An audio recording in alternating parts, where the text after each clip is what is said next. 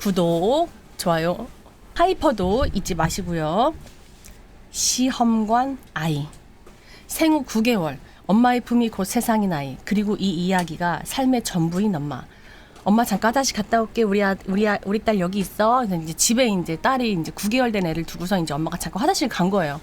근데 이제 수아야, 애 이름이 수아예요. 수아야. 근데 집에 있던 애가 없어진 거예요.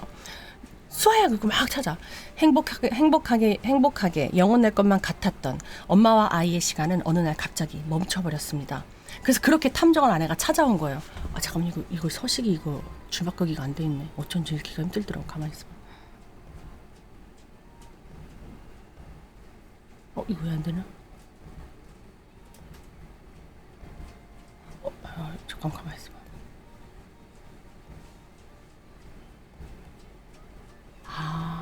엑셀 할 때는 A를 다 눌러야 되는구나. 됐다. 그래갖고 이제 탐정한테 찾아온 거죠. 많이 힘드시죠? 탐정님이 이제 그러니까 전 아무래도 상관없어요. 우리 아이 수아가 걱정이에요. 아직까지 제가 안아줘야 되는 아이인데 갑자기 낯선 곳에서 얼마나 무섭겠어요. 울고만 있을까봐 그게 너무 걱정되고 마음이 아파요. 이제 엄마가 이제 탐정한테 그렇게 얘기하는 거죠. 혹시 아이를 데려갈 만한 그 축축 가는 분이 좀 있으세요? 그러니까 이걸 떨어뜨렸더라고요. 그래서 주는데 이제 그냥 머리끈 같은 거예요. 머리끈 일반적인. 납치범이 이 머리끈을 흘리고 갔다는 거죠. 근데 생각보다 평범한 머리끈이라 이걸 찾을 수 있으려나 모르겠네요. 그랬더니 이거 제가 선물한 거예요. 그 아이한테. 그랬더니 에? 그럼 납치범하고 아는 사이란 얘기예요? 그 아이와는 제가 대학교 후배라는 거 알게 되면서 친해졌어요. 평소 후배가 여유롭게 사는 이제 의뢰인을 되게 부러워했어요. 왜냐면은 그 후배도 그러니까 이 의뢰인이 미술 전공을 한 사람이고 집도 잘 살아. 좋은 집에 살고, 그러니까 원래 돈이 좀 많은 집.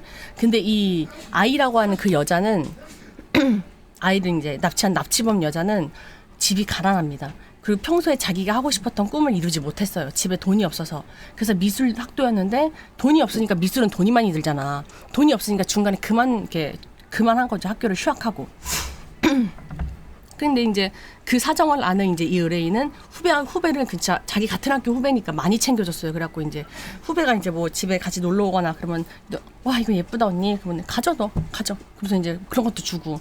그리고 이제 이 여자네 집에 화실이 있었어요. 그러니까 이제 화실 같은 거 있으면 야, 너 그림 그리고 싶을 때 언제든지 와서 내 재료 써다가 너 그림 그려. 이 정도로 계속 베풀었어, 그 후배한테. 근데 그게 베풀었더니 이게 내 딸을 납치를 해간 거죠. 저는 정말 최선을 다해서 잘해줬어요. 오랜 친구하고도 나누지 못한 아픔까지 같이 나눴다고 생각을 하니까요. 근데 죄송한데 아이를 데려간 게 누군지 아는 상황이면 경찰에 신고하는 게 더 빠르지 않나요? 이러니까 이제 그게 이제 그 당시 상황으로 넘어갑니다. 그래서 이제 애가 없어지고 나서 남편이 막 노발대발해. 대체 무슨 정신이 있었길래 애가 납치를 당해 낮에 집에서 이제 막 소리를 지르니까 잠깐이었어요. 진짜 잠깐 화장실 갔는데 애를 계속 업고 갈 수는 없잖아. 근데 남편이 아유 진짜. 그래서 이제 그 걔가 데려갔다고 머리끈 보니까 이제 걔가 데려간 것 같다 했더니 남편이 거봐, 내가 걔 가까이 지내지 말라 그랬지. 어쩐지 눈빛이 쎄하더라니 진짜. 이래서 내가 거리 두라고 진작부터 말했잖아. 이제 남편이 이제 그 여자에 대해서 이제 그렇게 얘기를 하는 거야. 그 후배에 대해서. 미안해요. 당장 경찰에 신고부터 할까요? 그랬더니 미쳤어? 지금 동대만 내 소문낼 일 있어? 사람들이 입방아에 오르내리는 순간 나나 회사나 그냥 민심 죽이는 거 몰라? 내가 직원들 동원해가지고 조용히 찾아볼 테니까 당신은 가만히 있어. 이제 남편이 그렇게 얘기하는 거야. 자기 평가받는 게 싫다고 입소문 나는 거. 사실 저희 수아는 시험관으로 어렵게 가진 아이예요. 태어나서 저랑 떨어져 본 적 없이 제 품 안에만 있던 아이라고요. 엄마 찾으면서 우는 모습이 너무 선한데 어떻게 가만히 있겠어요. 남편이 찾아보고 있다고는 하는데 남편만 믿고 기다리기가 너무 답답해서요. 그럼 시험관 통해서 얻은 아이니까 귀하겠네요 정말. 근데 그 일이 있고 그 후배 이름이 이미호예요. 이미호 씨한테는 한 번도 연락이 없었나요? 탐정이 딱 그러니까 네, 전화가 안 왔어요. 이상하네. 보통 납치범들은 요구하는 게 있는데 이미호 씨도 마찬가지로 돈이 없다면 아이를 가지고 돈을 요구해야 되는 게 맞을 텐데. 그러니까 그쪽에서도 원하는 게 정확하게 뭔지 모르시겠다는 거죠, 이미호 씨가. 그 혹시 이미호 씨 신상 정보 알고 계시죠? 그 거주지가 어딘가요? 그래갖고 이제 탐정이 이제 알아가기로 합니다. 그렇게 저희는 아이를 납치해간 지인을 찾아달라는 의뢰를 시작하게 되었습니다. 왜 친분이 있는 사이에 아이를 납치한 건지 돈을 요구하는 게 아니라면 도대체 원하는 게 무언지 명확하게 없었기 때문이죠. 미호 씨의 행방을 찾는 게 급선무라 판단하여 여기저기 수소문 끝에 첫 번째 목적지는 미호 씨가 살던 허름한 고시원이었죠. 갖고 이제 고시원에 가요. 그러니까 27세 명문대 미대 휴학생, 텔레마케터 알바, 엄마는 일찍 돌아가시고 아빠는 몇 년 전부터 연락 두절. 야, 이거 이렇게 봐도 인생이 빡시네. 근데 고시원에서 여자 혼자 살려면 힘들었겠어. 근데 이제 그 미대생이었는데 꿈을 키워나갔던 그 미대생이 이렇게까지 변한 이유는 뭘까? 탐정이 계속 생각을 하는 거죠. 그래갖고 이제 그 고시원한테 이제 가가지고 이제 저 혹시 여기에 이미호 씨라고 혹시 있는가요? 이제 그 고시원 주인한테 했더니 누구요? 아, 이미호요? 그 젊은 여자? 네, 맞아요. 혹시 여기 아직도 살고 있나요? 아, 잘 됐네. 친구예요? 아니, 그 친구한테 고시원 값 좀 내라 그래요. 안 그럼 방을 빼든가. 네? 아니, 그 친구가 1년 전부터 안 보이더라고, 고시원에. 아니, 그래도 고시원 값은 꼬박꼬박 잘 내갖고 내가 그동안 이제 3개월 전부터 돈도 안 내고 그래서 벼르고 있다가 연락이 안 돼가지고 마침 잘 왔어요. 친구한테 연락이 있으면 연락처 좀 알려줘요. 이제 그러고 있는 거죠. 그럼 혹시 연락이 안 되면 내가 그냥 그 방에 있는 거 다 갖다 버려버리려고. 그것도 괜찮은지 한번 물어봐 줄래요? 이제 고시원 아줌마도 화가 많이 난 거지. 3개월 정도로 밀렸으니까. 아, 그래요? 그럼 혹시 실례가 안 된다면 탐정이 저희가 미호방을 좀 봐도 될까요? 이제 친구인 척 그렇게 얘기하니까 봐요. 뭐 볼 것도 없어. 막 집만 있는데 볼 것도 없더라고. 그랬더니 이제 가서 봐요. 그래서 그 고시원 주인을 따라간 가장 구석방, 그곳에 미호 씨의 흔적이 있었습니다. 침대와 책상 하나로도 꽉 차는 한평 남짓한 방 안, 단촐한 살림살이 한눈에 봐도 어려운 생활을 했던 것이 보이는 미호 씨의 고시원방. 그런데 그곳에서 미호 씨와 어울리지 않는 것이 있었습니다. 육아 출산 물건, 시험관 시술에 관련된 책과 명함이 이렇게 있는 거야. 조수가 이제 탐정님, 결혼도 안 한 20대 대학생이 시험관 시술책을 왜 볼까요? 그러게 미대생 쪽이라서 이쪽이랑 관련도 전혀 없을 텐데. 그래서 이제 시험관 시술책을 이렇게 딱 보는데 명함이 툭 떨어져. 그래갖고 명함을 딱 보니까 그 시험관 시술 관련된 무슨 명함이에요. 삼촌. 그래갖고 이제 시험관 시술 책 사이에서 떨어진 명함 한 장은 미스터리한 의문들을 불러일으켰고 곧바로 연락을 취해봤죠. 그래갖고 이제 바로 그 자리에서 연락을 한 거예요. 여보세요? 예, 여보세요? 누가 받아, 어떤 여자가. 아, 예, 안녕하세요. 저 상담받고 싶어서 연락드렸는데 그 명예에 김지영 소장님이라고 써있어요, 명함에. 혹시 그 김지영 소장님 맞으신가요? 그랬더니 네, 맞는데요. 근데 어떻게 세 번 하시고 전화하셨죠? 좀 이렇게 날카로워, 그 상대편이. 주변에서 소개받았습니다. 누구한테 소개받으신 거죠? 이제 이렇게 캐물어, 그 소장이. 아, 저도 건너 소개받은 거라서 자세히는 잘 모르겠는데 혹시 만나서 얘기 좀 할 수 있을까요? 탐정이 이제 그 소장한테 얘기를 하는 거죠. 그래서 이제 커피숍에서 이제 그 김지영 소장을 만나요. 그랬더니 안녕하세요, 김지영 소장입니다. 신분증 먼저 좀 주시겠어요? 신분증이요? 탐정한테 신분증을 먼저 달라 그랬더니 신분증이 우리 이쪽 일이 좀 보안이 생명인 거라서. 보안이요? 근데 탐정이랑 조수 같이 갔거든요. 근데 그 같이 전화하신 분 말고 그 옆에 계신 분은 누구야?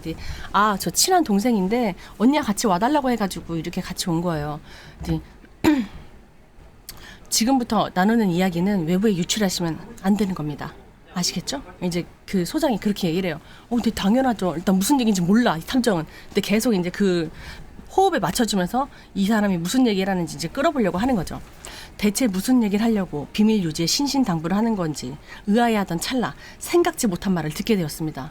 근데 소장이 하려고 오신 거예요? 사려고 오신 거예요? 그래서 이제 이 말을 듣자마자 이 소장을 만나자마자 이 탐정이 의뢰인한테 가서 얘기해요. 저희한테 말씀은 안 하신 부분이 있던데요, 의뢰인께서. 네, 죄송합니다. 그 방법밖에 없었어요. 사실대로 말하면 거절하실 것 같아서. 일단 착수금은 진행비랑 돌려드릴 테니까 의뢰인은 파기하는 걸로 하죠. 이제 의뢰인한테 의뢰를 파기하겠다고 얘기를 해요. 이 소장을 만나고 나서. 그리고 다시 이제 과거 소장을 만난 걸로 다시 돌아갑니다. 저희가 이 의뢰를 거절할 수밖에 없었던 이유는 그 충격 그 자체였습니다. 처음에 이제 그 소장이 그랬잖아. 하려고 오신 거예요? 사려고 오신 거예요? 사러 왔어요. 이제 그렇게 얘기를 하는 거지. 그러면은 그 난임 판정 받은 지는 얼마나 됐어요? 난임. 이제 그때부터 난임. 이게 시험관 시술을 사고 팔고 하는 거구나라는 걸 눈치를 챈 거지. 난임이요? 한 3년 정도요. 그랬더니 많이 힘드셨겠네. 그럼 시험관은 몇 차까지 하셨어요? 한 4번 정도? 이제 그렇게 얘기하니까 그렇군요. 그러면은 이번에 하실 때 본인 난자 쓰실 거예요? 아니면 대리모 난자 쓰실 거예요? 미스터리한 소장의 정체는 놀랍게도 대리모 브로커였습니다. 이게 현대 사회에 아직도 있다는 거예요. 이게 지금 우리 현대 사회에 있다는 거예요. 이 대리모 브로커가. 아, 미리 생각 안 해보고 오셨어요? 이제 그렇게 얘기하니까 네, 제 난자로 할게요. 제 난자로. 이제 그렇게 얘기하니까. 그럼 남편분 정자와 이제 난자를 추출해서 체외 수정을 한 다음에 그 수정란을 대리모 자궁에 착상시키면 끝이에요. 간단하죠. 그러니까 이제 임신이 본인 이제 착상이 잘 안 되니까 이제 대리모를 통해서 이제 그렇게 하겠다는 거죠. 그러면 진행 사항은 어떻게 되나요? 했더니 뭐 일단 프로필을 보시고 선택하신 다음에 계약서를 작성하면 그때부터 시험관 시술이 들어갈 거예요. 저 혹시 계약서를 좀 볼 수 있을까요? 계약 조건이 좀 궁금해서요. 이제 탐정이 이제 떠보는 거죠. 뭐 별건 없어요. 그래서 이제 보여줘. 이제 파일을 갖고 와서 보여줘. 한국인 대리모와 외국인 대리모 금액적 차이가 좀 많은데 이거는 한국인 대리모의 경우에 계약서예요. 그래서 계약서 보여줘요. 먼저 계약금은 2천만 원이고 임신 확신 시 12주 3개월 차에 3천만 원 지급하시면 되고 그리고 출산 시에는 5천만 원을 지급하시면 돼요. 총 1억이 드는 거예요. 이 아이를 하나 얻으려면. 참 친자 확인은 필수로 진행될 거니까 그런 건 걱정 안 하셔도 돼요. 애 낳자마자 이 대리모에서 그냥 자궁 주머니만 했다는 걸 표시하기 위해서 친자 확인까지 저희가 다 해드립니다. 왜냐면은 수정란만 옮기는 거니까 대리모한테. 혹시 뭐 원하는 성별 같은 거 있어요?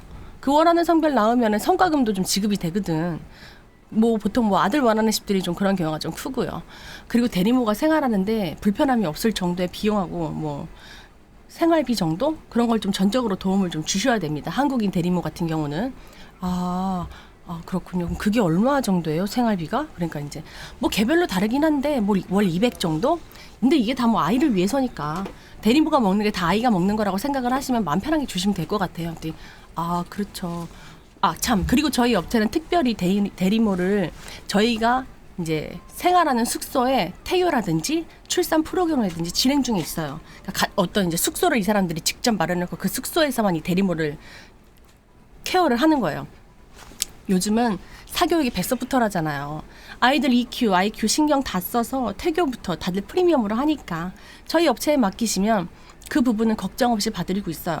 혹시나 대리모들이 몰래 흡연을 한다거나 뭐 술이나 뭐 감기약 먹는 불상사도 좀 저희가 막을 수 있고 계속 관찰을 하니까 뭐 이상한 낌새 같은 거 있으면 안 되잖아요. 돈 주고 하는데. 그 대리모 선발 기준이 비흡연자에서 이제 과거까지 클린한 분들이라 걱정은 안 하셔도 돼요. 저희가 다 이미 확인하고 절차를 밟습니다. 그렇군요. 그런데 그 병원에서 대리모 출산인 거 알면 좀 불법으로 걸리지 않나요? 이제 그렇게 되니까. 아니요. 저희는 제휴하는 병원이 다 있어요. 그 먼 친척이라고 한다거나 뭐 교회 지인이라고들 하면은 다 그렇게 알아서 해결해 주는데 그리고 금전거래가 아닌 이상 봉사 정신으로 대리모를 해준다는 걸 형식적으로 하는 병원에 어필하면 좀 병원에서 눈을 감아주기도 해요. 그런 데도 있나 봐. 그러니까 이게 불법이니까 봉사 차원이다. 난임 부부를 위한 이렇게 얘기하면 이제 인간적으로 그럴 수 있죠. 이렇게 해서 해주나 봐. 거기서 이제 뭐 나눔센터에서 시술 받고 병원 옮길 때 이제 대리모 이름 말고 의뢰인 이름으로 진행한다고 병원에 미리 얘기만 하면 문제될 게 아무것도 없어요. 걱정하지 마세요. 그런 건 저희가 알아서 케어를 하니까. 그래서 그렇군요. 고민되세요 혹시? 충분히 이해합니다. 그런데 또 생각을 해보면 서로한테 좋은 일이에요. 뭐 일단 여기 상담하시는 분께서는 아이를 얻음으로써 그토록 원했던 엄마의 삶을 사는 거고 대리모는 절실하게 아이를 원했던 부모에게 아이를 제공함으로써 금전적인 이득을 취하는 거고 이거야말로 두 분에게 새로운 삶을 선물하는 거죠. 이제 소장이 이제 그렇게 얘기를 해요. 그래갖고 이제 이 소장 만나고 나서 이제 의뢰인한테 이미호 씨랑도 이런 식으로 만나신 거겠네요. 그러면 예? 일단 착수금하고 진행비 다 돌려드릴 테니까 의뢰 파기하세요. 잘 부탁드릴게요. 저희가 난임 부부예요. 아이가 너무 갖고 싶었는데 아이를 도저히 가질 수가 없어서 그랬어요. 저 아이 낳아 키우는 거 그거 하나면 되거든요. 근데 시험관을 10번 이상을 해도 안 되더라고요. 남들은 돈 걱정 없이 살아서 좋겠다. 어떻다 막 말하고 있어도 남들은 다 갖고 있는 거 저 하나만 없는 게 빈털터리 같은 심정이었어요. 정말 이 공허함은 아무도 모를 거예요. 제가 진짜 원한 건 딱 하나였는데 그게 아이인데 남들은 쉽게 누리는 그 행복을 나는 왜 안 될까? 왜 매일 이렇게 안 되고 난 이렇게 아이가 죽기만 할까? 시험각이라도 할 수 있을 때는 희망 고문처럼 그 희망이라도 살았는데 이젠 그것도 안 되고 이제 나이도 드니까 지나가는 임산부만 봐도 질투가 나고 TV에서 아이 웃음소리만 나면 전 그게 상처였어요. 괜히 나 같은 여자 만나 남편한테 너무 미안하고 못 견디겠더라고요. 그래갖고 이제 그래 선택하는 거 제발 도와주세요. 이제 막 울면서 얘기를 하는 거예요. 하나님은 다 안 주는데 그렇잖아요. 돈에 대한 여유를 가졌는데 그러나 보네. 의뢰인의 딱한 사정을 듣고 나니 매몰차게 거절할 수가 없었습니다. 결국 저희는 계속 조사를 진행하기로 했고 일단 아이부터 빨리 찾자는 마음뿐이었죠. 어쨌건 아이를 찾긴 찾아야 되는 거니까. 근데 아이가 일단 지금 어디에 있는 건지 모르는 거잖아요, 저희가. 그럼 이미호 씨가 있을 만한 곳을 하나하나 짚어보기로 하죠. 일단 고시원에는 없었고 브로커 말로는 대리모 숙소가 있다던데 이미호 씨가 혹시 최근까지 거기에 머물러 있었나요? 아, 그 대리모들이 머무는 공간이 그거 브로커가 소개해줬어요. 저희는 임신 확인만 하고 입주하는 날 같이 갔었고요.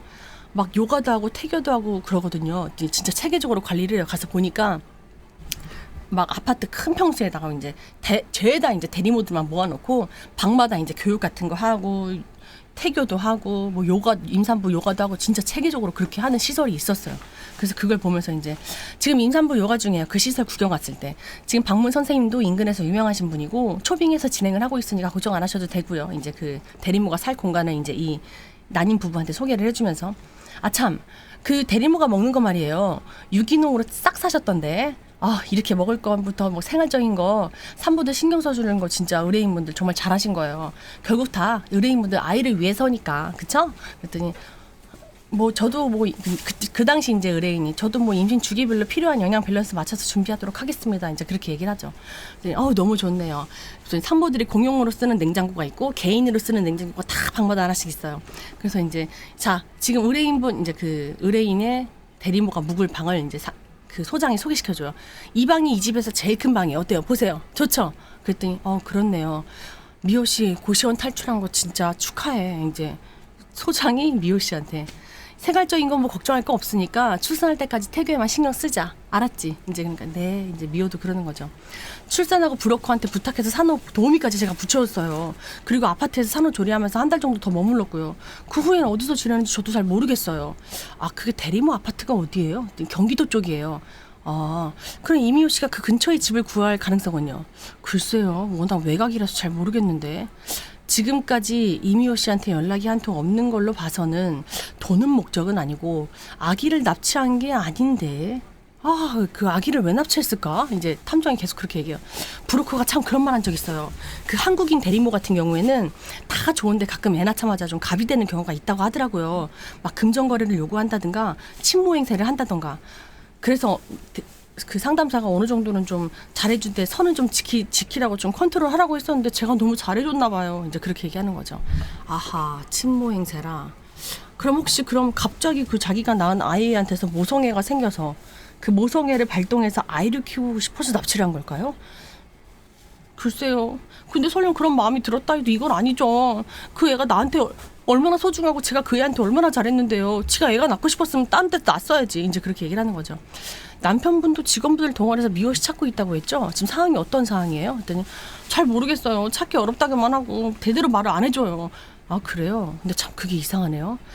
딸 바보라고 할 만큼 수아한테 끔찍했던 사람인데 그쵸? 그러니까요. 남편은 아이가 지금 납치당했는데 평온해요. 저는 평소와 똑같달까? 순간 의뢰인의 남편에게 무언가 있지 않은가라는 수상한 낌새를 느끼게 되었고 그날 밤 저희는 의뢰인의 남편을 추적하기 시작했습니다. 그래서 이제 남편을 추적하는데 남편이 퇴근하고 나서 이제 어딜 가. 근데 이제 가는 곳이 이제 그 산모하고 여자 그 이미호 걔를 만나러 가는 거예요. 남편이. 그러더니 이미호를 운전자석 옆에다 태우고 애 보행 시트까지 해가지고 둘이 왔다 갔다 하면서 이제 같이 케어를 하는 거야. 장도 보고 남편이 이미호랑 그걸 딱 보게 돼요. 그래서 이제 그로부터 이제 어디를 가는가 봤더니 얘네 둘이 또 사는 집이 또 따로 있었어요. 그래갖고 그 남편이 퇴근하고 나서 그 다음 날에는 또 다음 날에 보니까 이제 육아용품을 잔뜩 사가지고 이제 그 미호한테 가고 그래갖고 이제 미호가 이제 그 오빠를 보는데 오빠 자기야 이러면서 이제 남편을 맞이하는 것까지 이제 촬영을 다 하고 찍습니다. 그래갖고 이제 의뢰인을 불러요. 저 드릴 말씀이 있는데 수아 찾았습니다. 찾았다고요? 어디 있어요? 그랬더니 지금 당장 가보면 안 될까요? 그랬더니 근데 그동안 남편분하고 미호 씨가 이런 관계인 거 혹시 눈치를 못 채셨어요? 그래서 딱 보니까 사진을 보고 나서 어머 제 남편이 지금 걔랑 내연 관계인 거예요 지금? 그랬더니 네 전혀 눈치를 못 채신 건가요? 사실은 좀 마음에 걸리는 몇 가지 상황이 좀 있는데요. 막 예를 들어서 이제 그 그 아이 처음 만난 건 그때 계약하는 날이었어요. 근데 계약하러 간 날 이제 그 수아를 처음 만난 거야. 대학교도 수석 입학학교 다니는 내내 장학금 받는 수재에 엄청 살아온 아가씨인 것 같은데 집안 형편이 안 좋아서 이런 일을 한다는 거에 대해서 좀 의아하기는 했죠. 근데 들어보니까 뭐 카페, 마트, 식당 알바부터 안 해본 것도 없고 부모님도 일찍 여의고 그래서 그냥 좋은 꿈을 펼치라고 제가 지원을 해줬는데 남편이 그때 한번 그 여자를 보고 나서부터 좀 눈빛이 변했나 싶기도 하고요. 그리고 임신하면서부터 남편이 어느 날 그 같이 살고 있는 대리모 집에 이제 같이 간간히 이제 중간중간 잘 지내고 있는지를 보나 봐요. 체크를 하나 봐. 근데 이제 그 시험관 하고 나서 이제 임신이 됐는데 배가 이제 한 5개월 정도 됐는데 남편이 이제 그 여자 배에다 귀를 대고 있는 거야. 그걸 아내가 봐요. 그래서 당신 이게 뭐 하는 짓이야? 나 했더니 아니 오해하지 마. 진짜 배에서 막 발로 찬대. 그래서 그 소리 들으려고 궁금해서 한번 내가 배를 귀에다 갖다 대본 거야. 남편이 그렇게만 얘기를 했었거든. 그래서 당신 지금 구분 안 할 거야? 저 여자 대리모야. 우리 애를 그냥 낳기만 해주는 사람이라고. 네. 알아. 당신 조용히 해. 임산부 앞에서 너무 그렇게 크게 얘기하지 마. 그래서 이제 그런 행동 하지 마. 그러니까 의심받을 짓을. 그러면서 이제 남편한테 이제 그러면서 둘이 부부싸움을 합니다. 근데 이제 남편이 그렇게 말을 하면서 싸움하면서 야 진짜 내가 솔직하게 말해줄까? 난 우리 아이가 자라는 순간순간 매일같이 느끼고 싶고 매일같이 보고 싶어. 이렇게 간간히 와서 보고 싶은 게 아니고. 근데 그럴 수가 없잖아. 나는 중간중간 대리모한테 얼굴만 보는 거니까. 그래서 내가 그 배 한번 보고 싶었는데 내 애가 어떻게 생겼는지 배를 보고 있는데 그게 그렇게 화가 났어? 네. 그럼 나는 당신 내 마음은 걱정 안 했어? 나도 내 배 아파서 애기 낳고 싶어. 근데 그렇게 못하잖아. 그래서 이렇게 하고 있는데 당신이 꼭 거기서 그렇게 대리모의 귀에다가 그 배에다 귀를 대면서까지 그렇게 행동을 했어야만 해? 그러니까 이제 그렇게 얘기를 하니까 됐고 그냥 애만 생각해서 그랬을 뿐이야. 당신 너무 뭐라고 하지 마. 이제 그러면서 이제 얼버무리면서 나가요. 저는 그때 그게 진심이라고 믿었어요. 다시 탐정한테 돌아와서 바보같이 그때 그냥 넘기는 게 아니었는데 하면서 우는 거죠. 누가 왔습니다. 그래갖고 이제 누구예요? 뭐예요? 했더니 이제 친생자 관계부 소장이 날라와요. 그러니까 이제 이미호 씨가 직접 아이를 키우기 위해서 법적 절차까지 밟았나 본데요. 그래서 아내한테 소장이 오는 거야. 그래갖고 그걸 이제 탐정한테 보여주니까 얘가 이제 친모노를 타려고 하네요. 이제 그런 거지. 이거 어이없네. 저 아이한테 가봐야겠어요. 그랬더니 저 이미호 씨를 아이 납치범으로 신고하기 전에 문을 여는 게 좀 좋을 겁니다. 그래갖고 이제 수아야. 그래갖고 이제 그 집을 찾아가요. 근데 수아 내 딸이에요. 막 이제 그 이미호가 이제 그렇게 얘기를 해요. 처음부터 내 아이였어요. 대체 왜 이러는 거야? 이제 그러니까 엄마가 자기 아이에 대해서 욕심내는 거 잘못하는 거 아니잖아요. 이제 미호가 이제 옛날엔 내 언니 이랬던 애가 이제 눈빛 똑바로 뜨면서 그렇게 얘기했더니 사모님처럼 다 가진 사람들은 모를 거예요. 아무렇지 않게 가진 모든 것들이 나 같은 사람한테는 아둥바둥 겨우 하나 가질 수 있다라는 거. 그렇잖아요. 사모님은 돈이 많으시잖아요. 근데 저는 그 돈 때문에 아둥바둥 살아야 됐거든. 근데 사모님은 애를 못 낳으시네. 사모님이 빛이 되었던 그 날은 저에겐 정말 가장 어두운 날이었어요. 이제 그때 이제 자기가 이제 이 대리모의 계약을 하는 날. 애써 외면하고 싶었던 제 비참한 현실과 잔혹하게 마주해야 됐으니까요. 제한테 가지고 있는 게 건강한 몸뚱아리밖에 없고 사모님은 가지고 있는 게 돈밖에 없으니까. 그래도 사모님 만나는 건 좋았어요. 제가 부러워했던 세상을 사는 게 사모님 같았었거든요. 사모님이 가지고 있던 그런 화실 쓰는 거 저도 미대생으로서 한 번쯤 갖고 싶었던 작업실이라는 게 있었거든요. 저는 항상 이런 곳에서 그림을 그려보는 게 제 꿈이었어요. 그래서 너 그래서 나한테 이렇게 뒤통수 치는 거니? 그랬더니 안녕하세요. 그랬더니 이제 남편이 그때 딱 등장해. 당신 여기서 뭐해? 그랬더니 미호 씨랑 여기서 참 이렇게 지금 집어다가 화실도 꾸며주고 너 지금 별짓 다 했다. 이제 그러니까 이제 그게 사실은 이제 그러고 나서부터 이제 남편이 이제 미호가 이런 마음을 먹게 된 게 뭐냐면 남편이 이제 퇴근하고 왔는데 남편이 너무 이제 애가 없으니까 부부끼리도 잘 살잖아. 근데 이제 아내가 이제 여보 얘가 이쪽이 미호 씨고 우리 대리모 해줄 사람이야 라고 소개를 했을 때 그 남편이 그래 여보 내가 사올 때 당신 좋아하는 마카롱 사왔어. 그러면서 이제 그런 자상한 면을 좀 봐요. 그리고선 처음에는 사모님이 가지고 있던 돈이 갖고 싶었거든요. 근데 생각을 해보니까 사모님의 돈이 필요한 게 아니라 남편이 갖고 싶더라고요. 자상하고 여유 있고. 그래서 그 자리를 제가 한번 깨쳐보고 싶었어요. 근데 그러고 있는데 이제 얘네 둘이 어떻게 엮였냐면 처음 시험관 시술을 했는데 처음에 실패를 합니다. 실패를 했는데 이제 두 번째 때 이제 그 남편한테 전화가 와요. 이미호 씨인가요? 남편이 이제 먼저 이 여자를 보고 이제 시험관 그 계약서 쓴 날 보고 나서 얘한테 반했는지 졌는지 몰라. 그러더니 시험관 실패했다면서요. 남편이 죄송합니다. 이제 미호 씨가 이제 그러니까 아니요 뭐 죄송할 건 아니고 뭐 어차피 이렇게 된 순간 시험관 이제 그만하는 걸로 하시죠. 네. 네? 저 사장님 제가 다시 다음번에는 정말 몸 관리 더 잘해볼게요. 누워만 있을게요. 기회 좀 주세요. 이제 돈이 급하니까 미호는. 그랬더니 이제 내 말은 그냥 앞으로는 시험관 하지 말고 우리 둘이 직접 만나서 하자고. 이제 그렇게 남편이 얘기하는 거예요. 내가 너 필요한 돈 줄 테니까 우리 와이프한테 돈 받는 건 따로 받고 나랑 사적으로 뒤에서 만나자고. 그래서 그 아이는 실질적으로 시험관 아이가 아니라 이 둘이 관계를 맺어서 내연 관계를 통해 얻은 아이였던 거야. 그러니까 이 미호가 그거에 대해서 이제 이 남자도 나한테 너무 아꼈다. 이 정도면 뭐 내가 여기서 친모 행세를 해도 되겠지라는 생각으로 이제 이렇게 도발을 하게 된 거죠. 그러더니 이제 그 여자를 이제 이거를 몰랐다가 지금 들으니까 사모님, 저 시험관 시술 아니에요. 이거 오빠랑 같이 사랑해서 낳은 아기예요. 시험관으로 시술해서 첫 번째 실패해서 그때부터 오빠랑 본격적으로 관계 맺으면서 아이 임신한 거예요. 뭐라고? 시험관이 아니었다고? 네. 어차피 실패를 했으니까.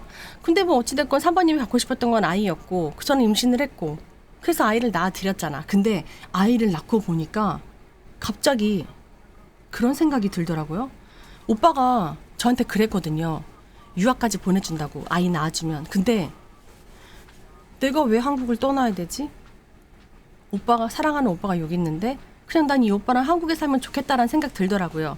내 딸 수아하고 이렇게 우리 셋이 살고 언니 혼자 빠지면 될 것 같은 그런 생각을 제가 종종 해봤는데 지금이 때인 것 같아요. 언니 우리 셋 관계에서 언니만 빠져주면 좋을 것 같은데요? 이제 여기 더 이렇게 얘기하는 거예요, 이 여자애가. 그랬더니 또 이제 어떻게 네가 나한테 이럴 수 있어? 이제 그러면서 남편한테는 이제 당신 어떻게 나한테 이럴 수 있어? 뭐? 내연 관계? 꼭 이렇게까지 해야 됐어? 그때 감쪽같이 날 속여야 되냐고? 이제 아내가 이제 남편한테 그러니까 처음엔 나도 자식 못 낳는 거 인생으로 오점 남기고 싶지 않아서 그랬어. 그러니까 이제 이 남자 입장에서도 수정해서 아이를 갖는 게 아니라 내가 직접 관계를 통해서 내 아이를 갖고 싶었다는 거야. 이 남편 입장은. 그래서 이제 아내가 당신 인생의 오점이 나다. 그런 말이야 지금? 근데 그게 아니라 아무리 성과를 내고 잘해도 다른 사람들 눈엔 자식을 낳고 싶어도 못 낳는 불쌍한 인간을 보인다는 게 너 그게 얼마나 비참한 건 줄 알아? 남편도 이제 그렇게 얘기를 하는 거야. 시험관을 해도 안 되니까 할 수 있는 거 다 해보려고 하는 건 네 마음도 알아. 근데 막상 제가 임신을 하니까 자꾸 눈에 밟히는 걸 어떡해.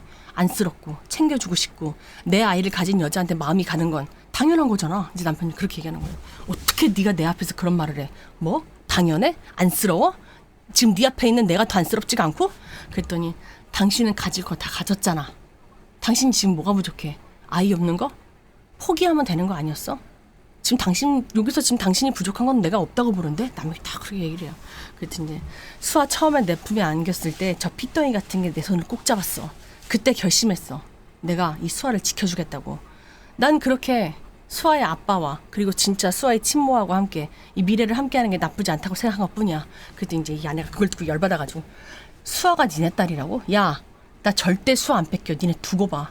내가 절대 가만 안 둬. 이제 아내가 이제 그러고 나옵니다. 그래갖고 이제 탐정 다시 찾아와요. 그래갖고 탐정한테 저 염치 없지만 한 번만 더 부탁드릴게요. 그래서 이제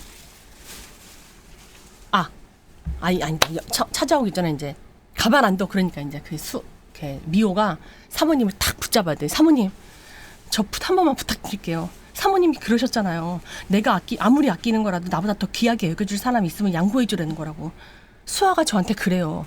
사모님한테 수아 소중한 거 알아요. 근데 아이를 낳은 엄마가 친모가 더 그 자식이 소중하지 않겠어요? 이제 그렇게 얘기하니까 아니 너 두고 봐.